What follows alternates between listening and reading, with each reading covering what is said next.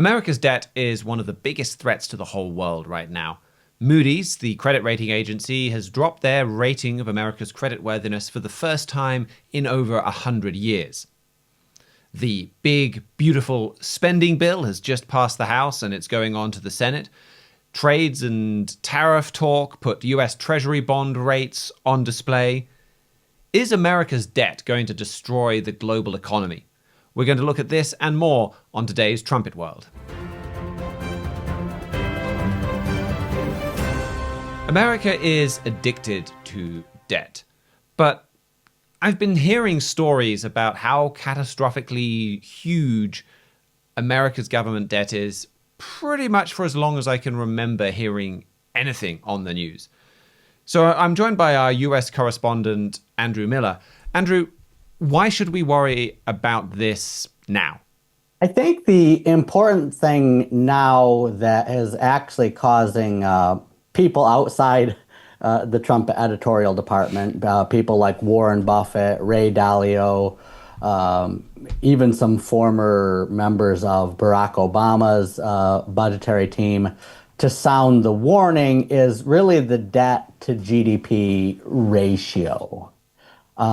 It's the ratio that's the important thing now, because like you said, for as long as you can remember, or at least for as long as I can remember, we've had a multi-trillion-dollar debt, and it's been getting higher each year. So for years, those with a little bit of foresight should have been able to see that this is a problem coming down the road. You can't keep spending beyond your means forever.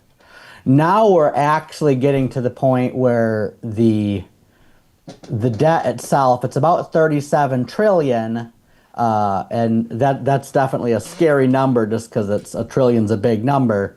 But the important thing to focus on is that 37 trillion is 125% of GDP.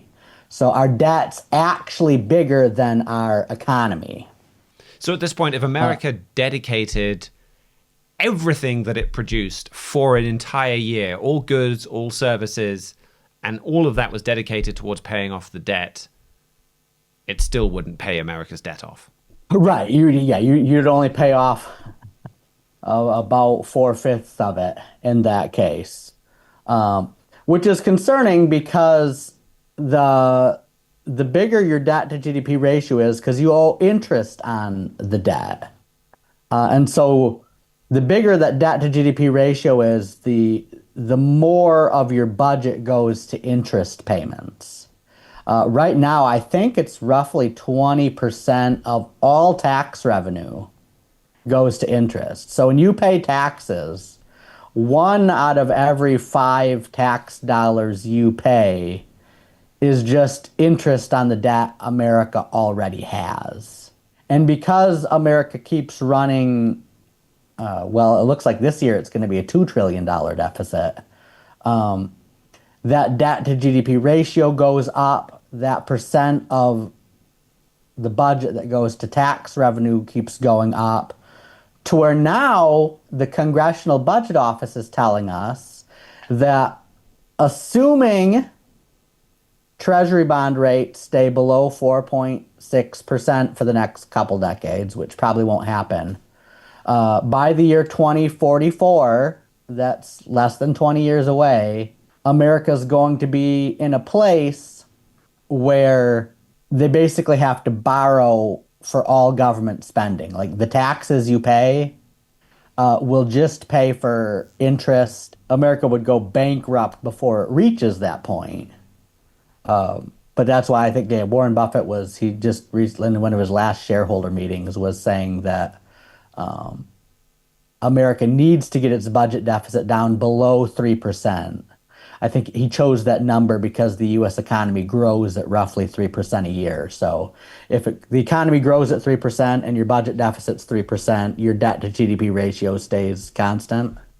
But if the budget deficit's not below 3% and it's currently at about 7%, then this point where basically all tax revenue is just going towards Social Security and interest will come even sooner, and the government will be bankrupt. That's why Moody's downgraded the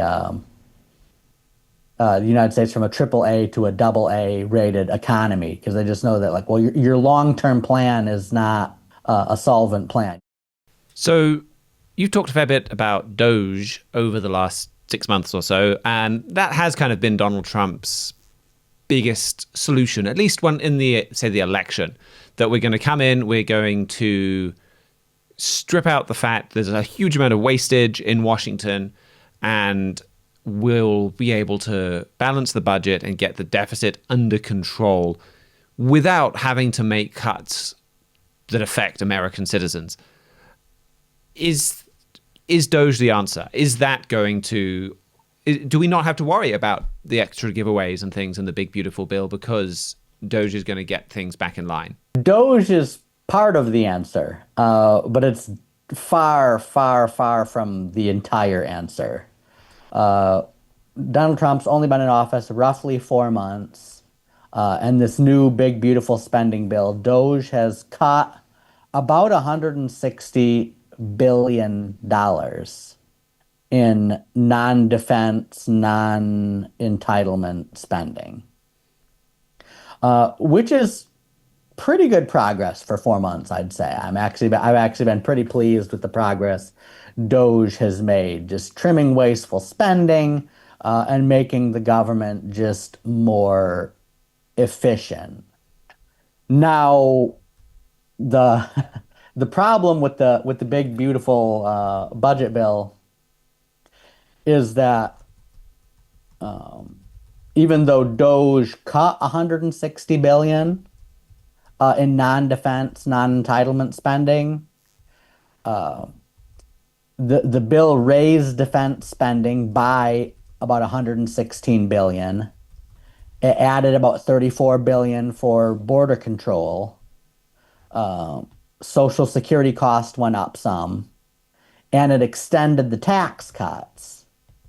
So in total, the big, beautiful spending bill added about $300 to $400 billion in additional deficit. So we spent all the money DOGE saved us, and then about that much over again, which is highlighting an important struggle America's having in its budget balancing quest. Is you've got what I've heard referred to as like the three sacred cows of the budget, the three things that no politician's willing to do, or no Congress, maybe certain politicians are, but no Congress is willing to do. The first one is reform entitlement spending, like Social Security, Medicare, Medicaid. All the politicians are like, Social Security, Medicare, and Medicaid are off the table. They've shown no willing to cut defense spending. That's the second sacred cow. And they've shown no willingness to raise taxes. And so just mathematically speaking, if you don't raise taxes, if you don't cut defense, and you don't cut Social Security, Medicare, or Medicaid, even if DOGE cut everything else and spent $0 on everything except the military, Social Security, Medicare, and Medicaid, you'd still run about $120 billion deficit or somewhere in there. So if America continues business as usual, I think under the big, beautiful spending bill, the deficit would be about 7% a year. There is no way the U.S. economy is going to grow by 7% over the next year. So that deficit is just going to keep on going up and up, even compared to the size of the U.S. economy. So what happens? What happens if we continue with that status quo? Yeah, that's absolutely right. And eventually you'll go bankrupt. That was the Warren Buffett's comment, as he said, if something can't go on forever, it will stop. That's just common sense. Now, there's quite a bit of debate over at what debt to GDP ratio does the economy collapse. I think even the most liberal economists today say that your economy it couldn't take a 200% debt to GDP ratio. And I Which, guess according that's to Japan. But it's one thing for Japan to have a 200% government debt, but they're not. They're also the world's largest creditor rate nation, as well as being the world's largest debtor. They've got some weird kind of dynamics going on from their long-term deflation. But when you're talking about the United States, you're talking about the biggest player in the global economy as well, which gives America exorbitant privilege, as it's been called, but also means that they maybe can't get away with some things that others could.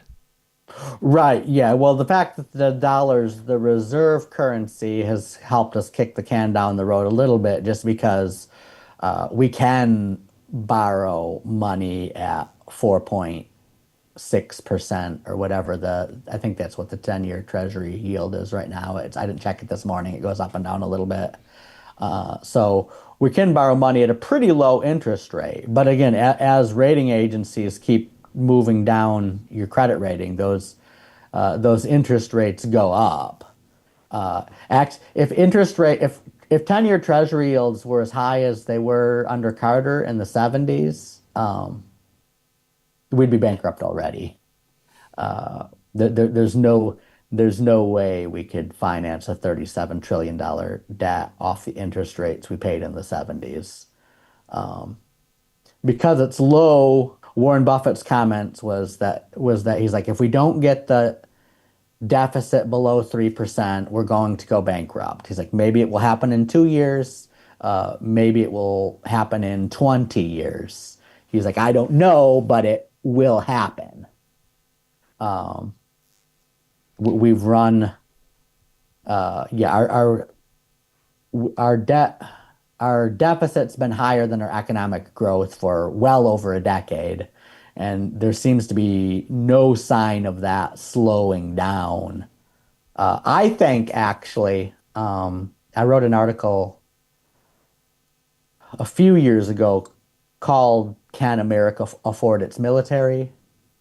And it focused in on some comments that Niall Ferguson had made about nations often falling apart when the cost of the interest on their debt exceeds their defense budget, which we were at that point. We might not actually be anymore now that Trump's increased the defense budget, but we're right kind of at that tipping point. And that's not a financial equation saying that, like, oh, well, you go bankrupt when you do this. It's more of an equation that as the interest on the national debt gets bigger in the years to come, and you finally have to kill one of those sacred cows. People probably aren't going to get rid of Social Security. It's probably going to be the military that's caught. And so that's probably one of the next signs you'll look for as America's path towards bankruptcy is start shuttering overseas military bases. Okinawa, some of these other like far-flung places, as you just try to like pare down your military. That was Niall Ferguson's point with that equation. It's not that like, oh, well, if your defense budget is less than your interest payments, you go bankruptcy. It's more like, no, if your interest payments are more than your defense budget, then you can't afford your defense budget, and you're not going to be a global superpower for much longer. You're going to start scaling back your overseas commitments in order to pay those interest payments. Okay, so we don't know exactly when this kind of point of unaffordability is going to be reached. But what happens when America does hit that point? And you mentioned scaling back. Like right now, we can kind of debate, should America have military bases in Europe or in Okinawa and this kind of thing. There will become a point where there won't be any debate. America just won't be able to afford these. But kind of what else happens when that point is hit? What does that look like? Because I know Donald Trump, at least judging by comments he made during his first term, which may not reflect his current beliefs, but he said, oh, well, it doesn't really matter if you can't pay your debts back. You renegotiate. I renegotiate all the time. You say, well, you're not getting $100 back. You're getting $60. He doesn't seem to think that, or at least he didn't seem to think that that's too big of a deal. So what happens when America reaches the point where its debt is unaffordable? Yeah, well, preferably you start making the spending cuts before you hit that point. But like I said, if you do hit the point where you can't start paying your interest payments back, and then you do like Donald Trump was saying in his first term about starting to negotiate for lower terms, you're basically in the national equivalent of bankruptcy at that point. And Donald Trump may be right that in that point, some of America's creditors may be very happy to accept half their money back as opposed to getting nothing. But if you thought the downgrade from a AAA to a AA economy was bad, when you start not paying creditors bad, it's like your credit rating goes down to basically like junk bond Right, that's a status. default. Yeah. And when the junk bond status comes up, your interest rates are going to spike very high, which is then it's going to be like a negative feedback loop where now your interest payments are so high that your interest payments on the national debt go again that you can't afford to pay that either. Uh, and you eventually just get to a point where you've basically declared bankruptcy, and no one is going to lend you money anymore. Or if they do, it's going to be at an exorbitant interest rate. And so the era of cheap free money, or not free, but the era of cheap money will be over. And so going forward from that, America will no longer be able to finance these huge deficits with money borrowed at a low interest rate. They'll basically be forced to either balance their budget so that we don't need to borrow money from anybody, increase taxes so that we don't have a deficit that way, or start printing money. Yeah, I want to talk about that in just a second because that is kind of an alternative to the hey, you're only getting $60 for every 100 back. That's a different a different way of dealing with it. But on this point of okay, you're just getting a fraction of your money back. I mean, this really does seem like a nightmare scenario to me, kind of when you think about it, because as you laid out, you have a US government that cannot spend it as it is now, that can't borrow money effectively and can only spend the money it's able to raise in taxes. At the same time, you're looking at the collapse of every major pension fund. Like if the government, who's loaning money to the government and now suddenly not getting a chunk of that back? It's hedge funds, it's banks. A lot of that is pensions because US Treasury bonds have typically been seen as a safe asset. I mean, you're looking at the biggest sweep of bankruptcy since 1929, if not even further. So you're looking at private pensions vanishing.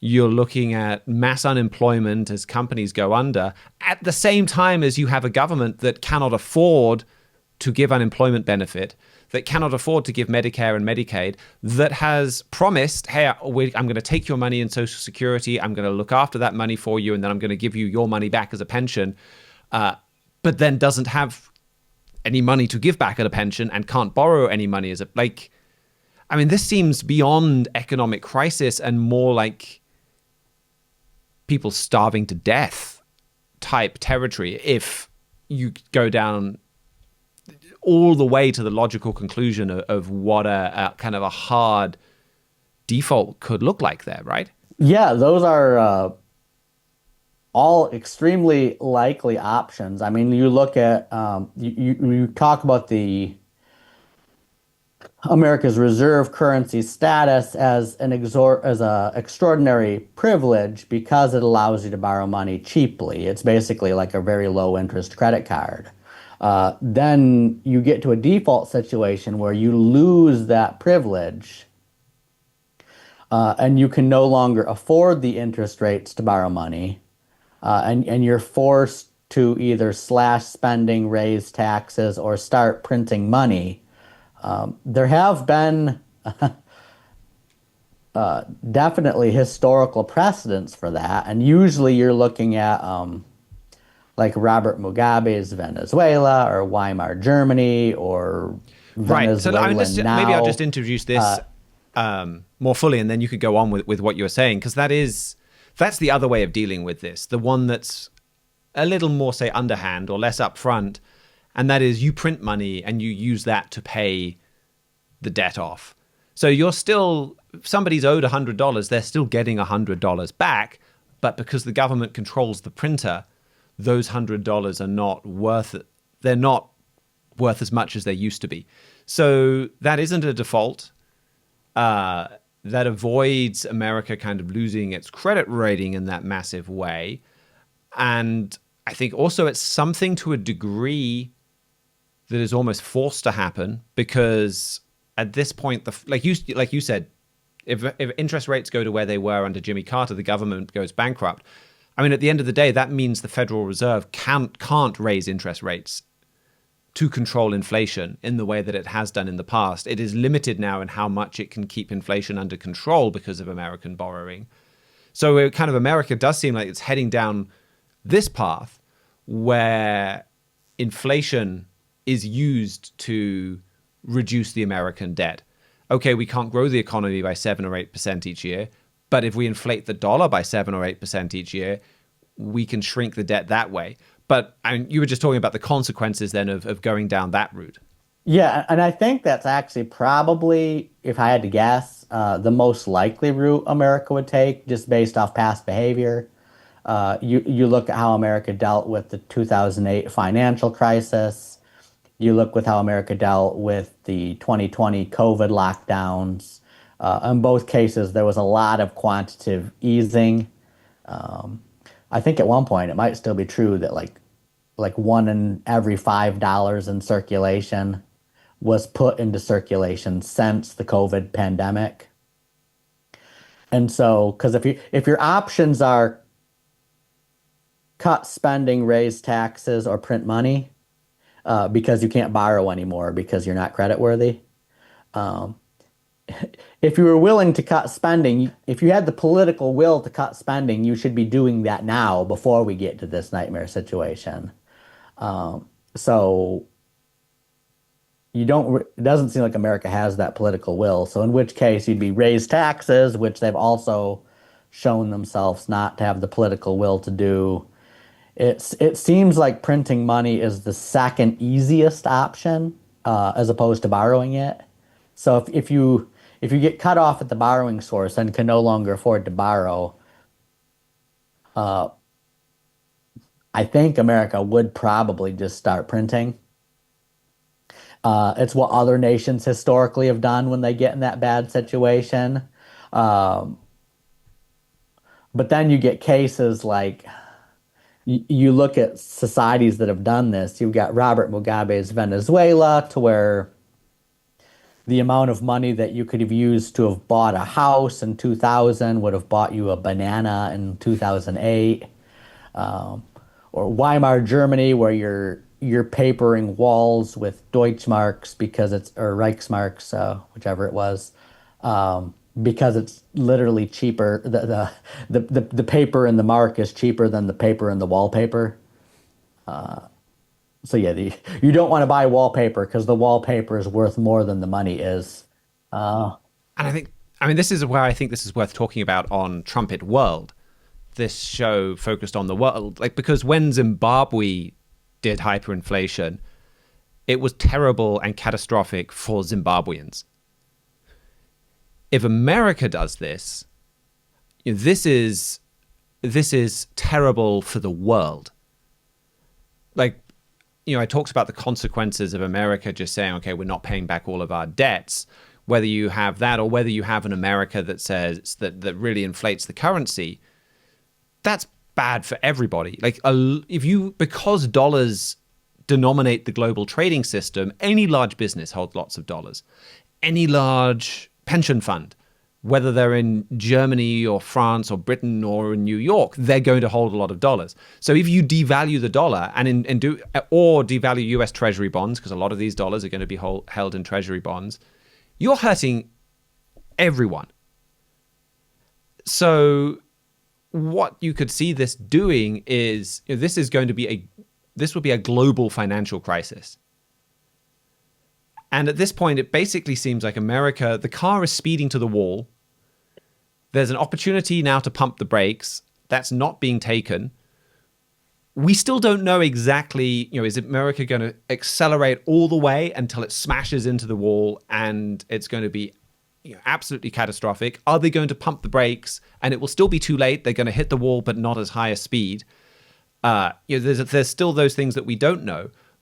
But you can see that a crisis is coming, and you can see that this crisis is going to affect the world, that you're going to have people all over the world potentially losing their pensions, businesses going bankrupt all over the world, banks going bankrupt. You saw in Cyprus where you had banks going bankrupt and the government solving that problem by dipping into money in savings accounts, and you had people losing their entire pension. And if you're I don't think you and me would have been affected by what happened in Cyprus if you're just kind of an ordinary employee. But if you're small businesses, easily had more than 100,000 euros or 200,000 euros, however much it was in the bank account, they lost out. You had pensioners. If you're going to be if you're planning on living on your savings for the next 30 years, you're going to need a lot more than 200,000 euros in your bank account. Suddenly people found that getting wiped out. You're looking at something that America's greed and America's inability to fix this problem. I mean, sure, other people, France, Britain, Italy, there's a lot of other countries in bad financial shape. But because the global financial system is built on the dollar, it's the problem in America that seems now inevitably set to cause a crisis for everyone. Right, and it's not a coincidence that World War II followed the Great Depression, because you're looking at, just for historical parallel, like the Great Depression, which was largely made in America but became a global thing, also played a huge role in the rise of Nazism in Germany and the rise of fascism in Italy. And just creating the conditions that eventually ended in a world war. From a prophetic standpoint, Mr. Armstrong, Herbert A. Armstrong, often said they thought that it would be a financial crisis in America that prompted European nations to unite into a superpower, as great or greater than either the United States or Soviet Russia, and then leading to World War III. So I do have a clip that we can play. This is from his World Tomorrow program in 1984, where he says exactly that. The present economic crisis threatens the very existence of the United States of America. Now, that statement ought to be thundered in banner headlines filling the whole upper half of the front pages of newspapers and also thundered out in newscasts. But this crisis, the financial crisis, is more serious than the world understands. It not only concerns the United States and Latin America, it is a world economic crisis. I was in London recently at the time of the economic summit of the most powerful nations. And I had meetings there with some of the heads of government. And I can tell you that they were even holding back a lot of the seriousness of the economic situation at this present time. What is happening can suddenly force a unification in Europe, a United States of Europe, that will produce a new world power, a world power colossus perhaps larger than either the Soviet Union or the United States, and formed for the very purpose of destroying the United States of America. And that very fact is foretold in your Bible, in the prophecies of the Bible, believe it or not. So that's exactly what you were saying, and that's exactly what you can see this building to. This is going to cause a major financial crisis for Europe. You could see your potential again, a lot of hardship. Will it get so bad, this financial crisis, that you could even have famine or people struggling just to eat? And you could see how if America's irresponsibility causes that around the globe, the crisis causes Europe to unite, to come together as this world power in a way that they've taken significant steps to, but they haven't managed to go all the way to. I think the fact that they haven't done it already after the 2008 financial crisis, after COVID, after Russia's invasion of Ukraine, I think that shows you that it will take something pretty big to shake them up. It'll take a major crisis to do that, but you can see how that can lead to that power and lead to them being very angry with the United States. And it's a power that will then very swiftly, take what I guess it might see as vengeance on the United States. So I'm sorry, I just wanted to play that. I did interrupt you, but you referenced Mr. Armstrong. That was him saying exactly that. Yeah, our editor-in-chief, Mr. Gerald Fleury, has called that, pretty much that clip you just played, Herbert Armstrong's greatest personal prophecy. A personal prophecy being a prophecy that's not explicitly word for word in the Bible, but is based as like a second-tier prophecy on those prophecies that are. Because we definitely have like first-tier Bible prophecies in Revelation 17 about 10 nations surrendering their power to a central authority in Europe, and then other prophecies in Isaiah and Hosea, and probably like 100 prophecies total throughout the Bible about that power invading America. So the idea of a United States of Europe invading the United States is all throughout Bible prophecy. The Bible doesn't necessarily give the full details on what prompts this United States of Europe to form. But just based on events on the ground, Mr. Armstrong said he strongly felt that it would be a financial crisis in America that was the catalyst that kind of had this power form. And it's interesting today because if you look at world reserve currencies, like 60%, you mentioned earlier, like 60-something% of currency reserves are in dollars, making the dollar the preeminent reserve currency. But the number 2 reserve currency is the euro at like 20%. And then all the other ones are like down like single digits. So the euro is definitely the world's number 2 currency, and probably the only currency that could replace the dollar as the reserve currency. The Chinese yuan has other problems. But the main Achilles heel of the euro right now, showing that why it's not taking up more than 20%, is the fact that unlike Washington, D.C., the euro is not backed by a federal government. It's backed by a central bank, but it's got 17 different governments. So in order to get a stable enough currency to replace the dollar, these Eurozone nations are going to have to surrender a lot of their monetary authority over to a central power. And just years of language differences and culture differences and historical differences, they've been unwilling to do that. But a financial crisis in the United States that brings about like Great Depression style conditions would definitely be a jolt to actually get these European nations to surrender their financial authority to a central body in a way that Bible prophecy indicates will happen. So like I said, yeah, the Bible prophecy about the 10 nations in Europe invading America is sure.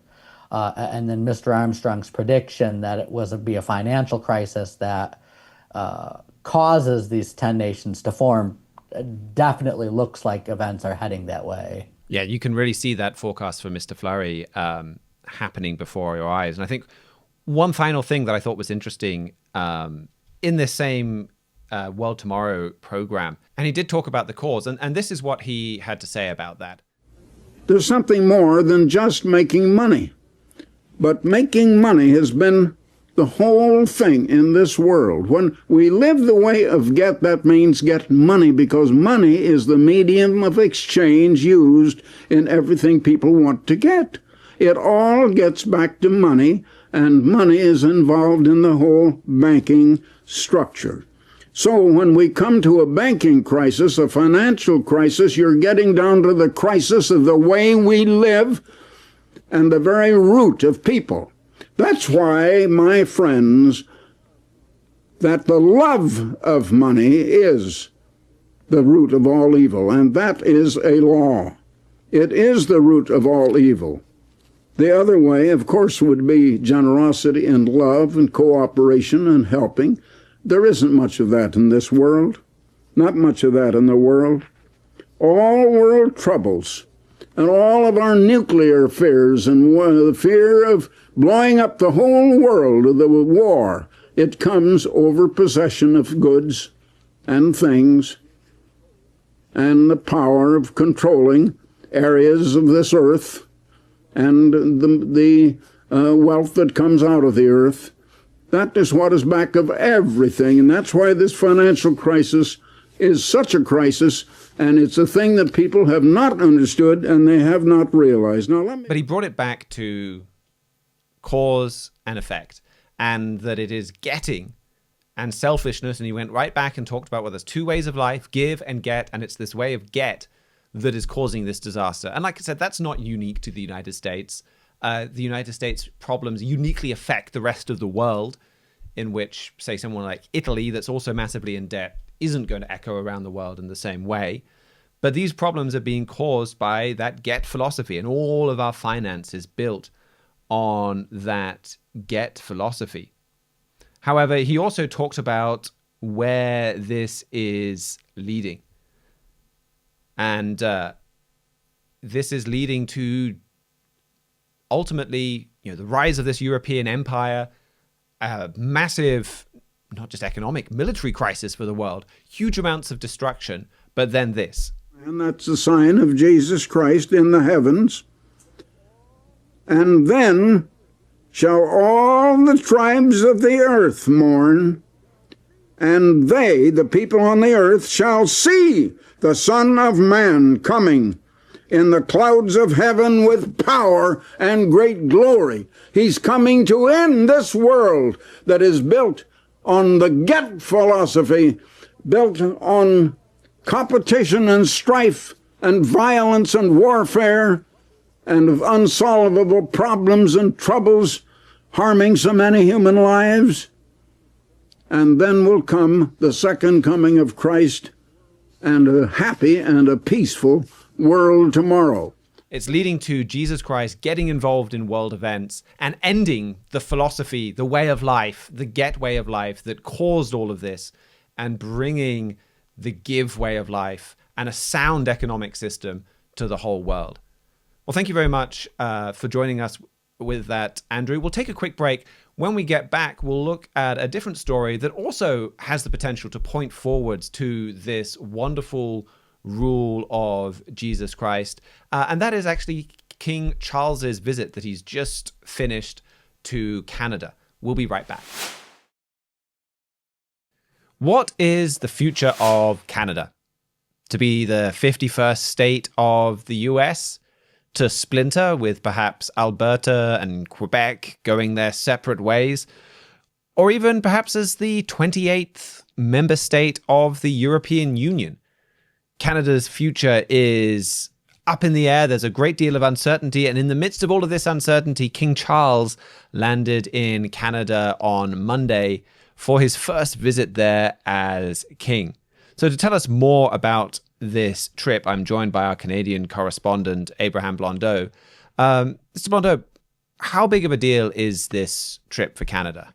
Yeah, well, thanks for having me back on the show. And it is a very interesting timing for this visit. And when you look at all the headlines have used the words momentous. They've used the words once in a lifetime, historic. And I think it is a very historic visit for King Charles. It's his first visit as monarch.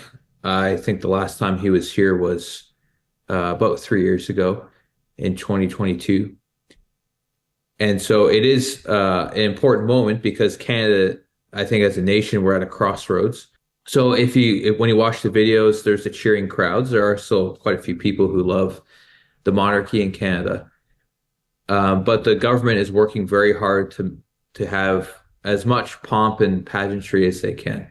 They're working hard to really make this visit memorable and to really sell it to the Canadian people that this is an important message to Donald Trump. That's basically the whole reason why King Charles came, is the Prime Minister invited him to come. And that's meant to be a declaration of our sovereignty, that we don't belong to the United States, but we're a part of the British family of nations. The irony behind that, though, is that this Liberal government has been working to undermine, attack, marginalize everything about that throne for the past 10 years, but especially in the past 5 years. Now, all of a sudden, they're big fans of the throne. But when you look at what things they've said in the past, it's been the complete opposite. The latest opinion polls, I think Angus Reid has a good one that just came out last week. 83% of Canadians either don't care or are indifferent to King Charles visiting Canada. So most Canadians aren't that excited that he's coming here. But then you look at the other opinion polls, and basically they're all between 45 to 50% of Canadians think that Canada should break away from the monarchy, become a republic or something like that. And around 25% believe that Canada should remain a monarchy. So those aren't very positive numbers, and it shows that Canada has drifted quite a long ways away from the monarchy. Right. I mean, I've got an article here in front of me titled "Will Canada Keep the Monarchy?" from 2017, stating that a majority of Canadians believe their country should cut ties with the British monarchy when Queen Elizabeth II died. That was one you wrote.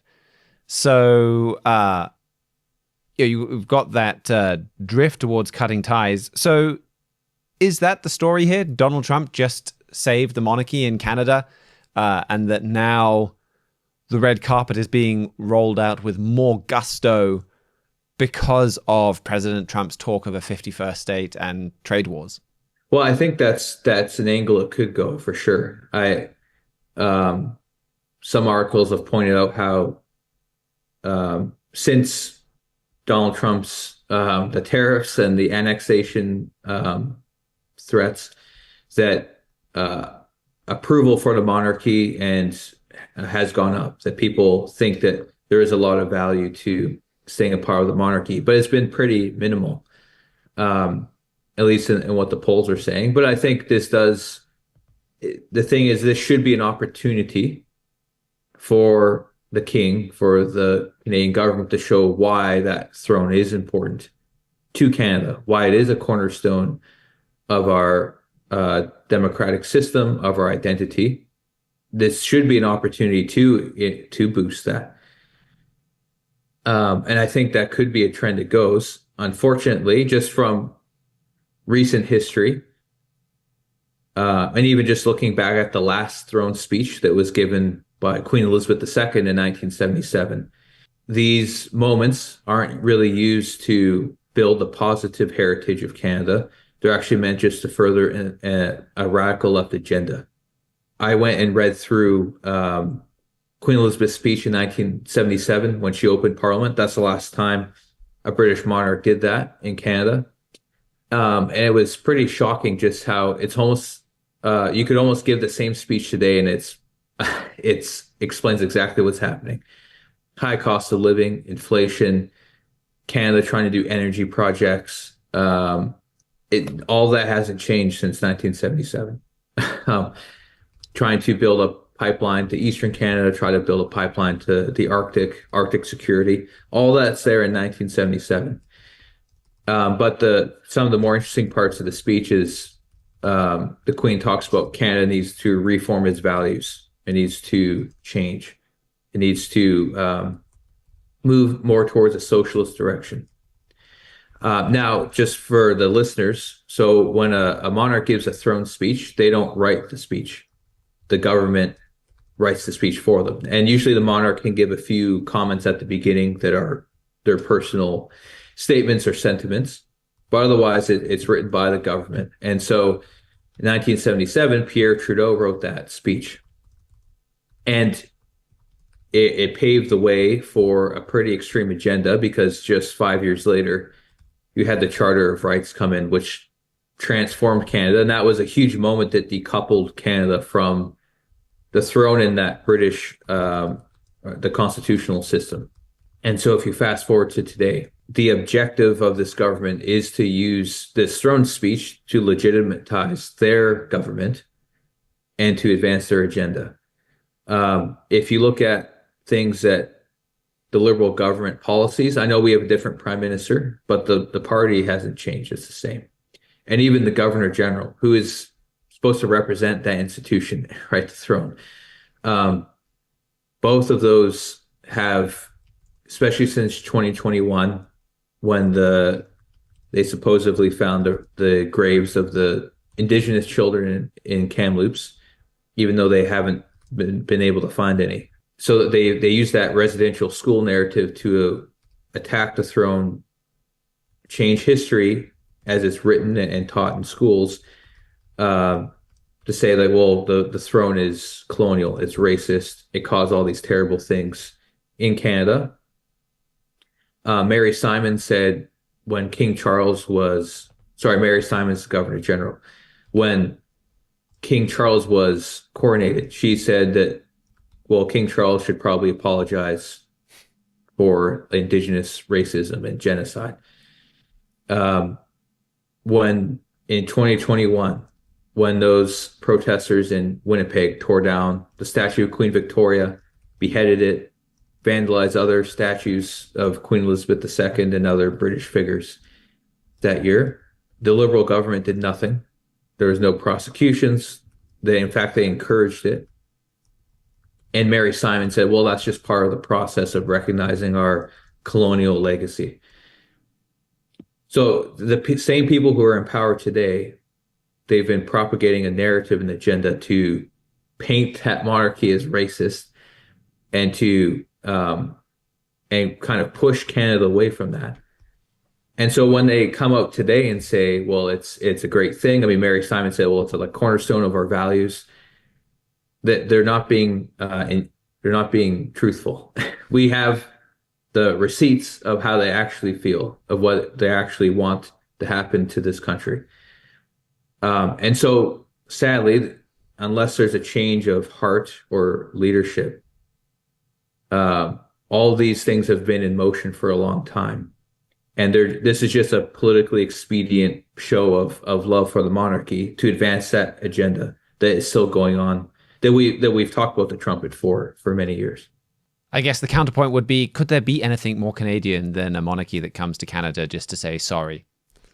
I mean, you're right, though. These are people that have, for years, tried to use the monarchy to humiliate Britain or Canada's legacy and to really fundamentally change what Canada has stood for a couple of hundred years, I guess, depending on when you count the beginning of Canada. So what they're trying to do really is to make the throne, the monarchy, a symbol of shame, and kind of something even Canada should be ashamed of. What then is there to be proud of or to take from Canada's link to that monarchy and throne? Yeah, this visit actually is a hopeful moment. There is actually a lot of there is a positive message from all this, despite kind of the narratives and the negative direction that everything has gone in for so long. And that is, in that throne, although imperfect, although having many individuals who have made many mistakes. Within that institution, there is a really incredible message of hope. And that's because that throne is connected to a special history in the Bible. As many readers and our listeners have probably read in the United States and Britain in Prophecy, the late Herbert W. Armstrong talks about how the British monarchy, they're descendants of King David. And for a period of time, up until recently, they were the continuation of that biblical promise that God made to King David. And so despite the human error, the human fault that is there, the institution itself has a wonderful and inspiring history with God. And if people would stop listening to the narrative for a moment, but just look into it for themselves, you can go back to the inspiring biblical heritage like we will in a moment, but even just going back in recent history, and look at how the throne connected Canada to the world. Canada is a fractured country. It's always been a nation of many different cultures, languages. It's kind of a dichotomy because it's both a safe haven for loyalists. It's also a safe haven for people who don't like the throne. Right? You had the Fenians, the Irish come here who didn't like the throne. You had the loyalists from the United States come here. You have the French elements in Quebec who don't like the British monarchy. You had several settlers from parts of Europe, Italians, people from Eastern Europe, a lot of Ukrainians. So you have you have a lot of different people, a lot of different ways of thinking. But the only thing that ever kept Canada united was a British monarchy. It was apolitical. It represented values that were fair, that benefited everyone. And while that throne was strong and there was a strong relationship, Canada was united. All these divisions, people thought above the division. They weren't just thinking about their little squabbles because it connected them. Okay, well, what's the greater purpose of the British Commonwealth, the British Empire? And just history proves that when there was a strong relationship, Canada was a very prosperous and powerful country and actually contributed a lot to the modern Western civilization in a lot of different ways. So there's all that modern history that supports it. But the most important one is that when you look at that history, if you keep going back and back and back, it leads you to this connection with God, to its biblical origins. And that's the most important because that's where the hope is. The Bible says, "Curse is the man that trusts in man." Right? It doesn't matter whether the man is a king, a prime minister, a president. If we put our hope in man, we're cursed. But that's in Jeremiah 17. But in that, just a couple scriptures later, it says, "Blessed be the man that trusts in God." And that's the point, is that history points us to trusting God, the promises, the miracles, and that throne actually has the ultimate promise in it. It's a forerunner. It's leading to the ultimate hope of Jesus Christ returning and establishing a righteous government where we don't have to trust in men. We don't have to elect men anymore.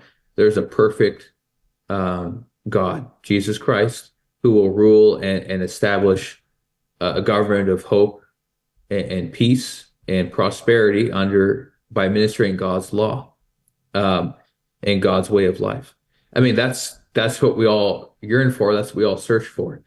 But that throne gave us a pathway to understanding that. And it even talked about our part in it. Okay, that's God's plan, but what is our individual part in that? And that's why the Bible calls it the throne of David. It leads to the throne of God, Jesus Christ, establishing his rule. But God calls it the throne of David because God used imperfect man to establish it. And King David's life, as trumpet editor-in-chief Gerald Flurry, he explains this in the Former Prophets book and other works he's written, where King David's life it's a type of all our lives. And one of the biggest lessons from King David's life is repentance. That we all break God's law. We're imperfect. But when we repent, turn to God and change, then God can fulfill his promises. Then God can get involved and there's hope. And there's deliverance from trials and affliction. And that's really the message Canada needs right now. It's not so much about policy and this and that. It needs a message of change, repentance, and we all have an individual responsibility to do so. And that's what King David teaches us. If you go and read King David's life in the Bible, you will see an inspiring story how a man who had these promises had to change. He had to repent, and he did. And some amazing positive fruits came from that, not just for him, but the whole nation. And that's what Canada needs to learn. And that's the hopeful message in this visit is King Charles is a part of a family that was a part of that scepter promise, the throne of David. And if we follow that link to the Bible, it leads us to this message that we can be delivered, we can change, and all these things that we're experiencing individually, but as a nation, we can be delivered from them if we look to that example and if we go to that biblical history, that history with God. Well, it's a great positive spot to end on, and sadly not a message that you'll hear from King Charles throughout this trip, but one that we can certainly get out about the throne of David and what God is doing on this earth and with mankind. And our free book, The United States and Britain in Prophecy, is a great place to get started that really gives the basics of what God has promised with this throne. And if you've read that, we have our other booklet, The New Throne of David, that really, I think, just takes the inspiration there and makes it even more applicable and real. And you can get both of those on our website, thetrumpet.com. We'd be very happy to send those to you for free, or you can read those online. Thank you very much for joining us, Mr. Blondeau. Thank you very much for engineering and production to George Haddad and Victor Granados. We will be back with our regular Week in Review show on Friday. Until then, keep watching your world.